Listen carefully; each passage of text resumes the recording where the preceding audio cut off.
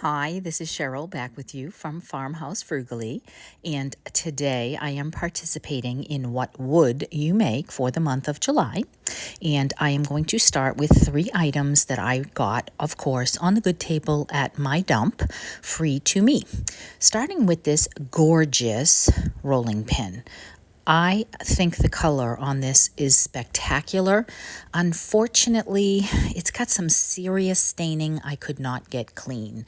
So as much as I would like to leave it natural, I don't think anyone would want to use it, especially since it came from the dump.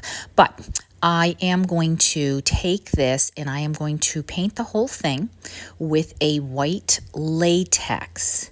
Now, when you use chalk paint, it adheres very well, it dries very quickly, and it accepts a transfer very easily. When you use latex, you are likely going to get some lifting of the paint, which is exactly what I want because I am hoping to make this look a little bit more rustic and to keep the handles that gorgeous wood color. So once this latex is dry, I pulled out some of the very sticky kind of transfers that I got on Amazon, and they are really beautiful. I love the colors and I love the peachy tones with the wood. And it also has some script. It is very cottage core, a little bit shabby, and so I'm going to kind of call this one vintage shabby. So I'm going to peel away the back, which is no easy feat. And I am going to cut off the parts that I want and stick it right to the rolling pin. And then I'm going to use the stick and I'm going to peel it back, and perfectly because it is so sticky, this kind, some of the white paint get peeled off the wood with it. But again, if you don't want that look, you want to use chalk paint. Then for the other side, I just positioned a little bit more of that and then cut off a couple of pieces that didn't fit, that were on the edge, so that I can fill in the 1 or 2 blank spaces on the part where the 2 pieces didn't meet when I rolled it around. And I just go ahead and burnish down any area that didn't adhere properly. And now I am going to take some antiquing wax, and I want to primarily go over the parts of wood that are showing through to make this look really nice and old. But then I decide, you know what, the white is just a little too white, so I might as well dark wax the whole thing. And I also want to dark wax the edges near the handles because it's kind of raw wood looking almost. And so once I get that covered, then I decide I'm going to just quickly go over the handles once just to pull out that gorgeous color, wiping back most of the wax, but just making this have a real vintage feel, or that shabby vintage feel that I'm going for on this particular piece. So of course this is a decorative item now, not to be used at all for anything in the kitchen, but I love the way that this came out, and I am a sucker for rolling pins, and anytime I see one at the good table at the dump, I definitely pick it up, and I probably have 6 or 8 in my collection. So I would love to know what you think about this. I think that it is absolutely gorgeous with this basket that I made a few videos back with a magnolia bag. Now that takes me on to item number 2. I have been holding this absolutely spectacular antique box in my hoard for probably 4 or 5 months now, and I love it. But I love it so much I don't really want to DIY it. So I've been thinking, what can I do? What can I do? I don't want to add a transfer. I don't want to paint it. I don't really want to add clay to it. But I have these little spools, and I thought, you know what? I do kind of like the look of it on feet. So this is going to be a very basic, very simple flip, but honestly, sometimes that's all you need. So I'm starting to just hot glue them in case I later on want to just take them off. Today's collaboration, What Would You Make, is hosted by Brenda at Rustic and Lace, Christine at DIY Craftaholic, and their guest host this month is Country Lily DIY Decor. I will have a link to their channels as well as the playlist in the description box for you to check out everyone else who has joined in today. So once I have the feet on this, I absolutely love it already. And I decided that instead of adding anything else to it, I am simply going to decorate it for you. So I have this gorgeous lace hanky that I picked up for, I think, $2, but I loved it enough to pay $2 for it at an antique store.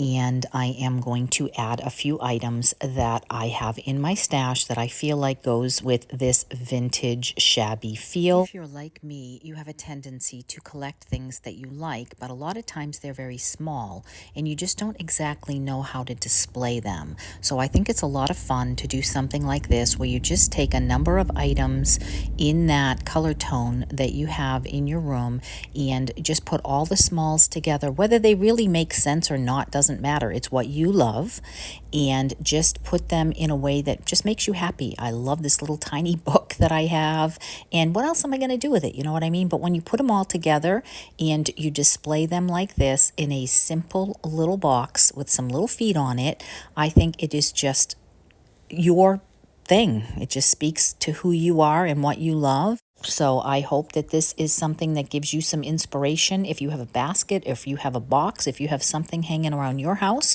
to just put a few things in it that make you happy.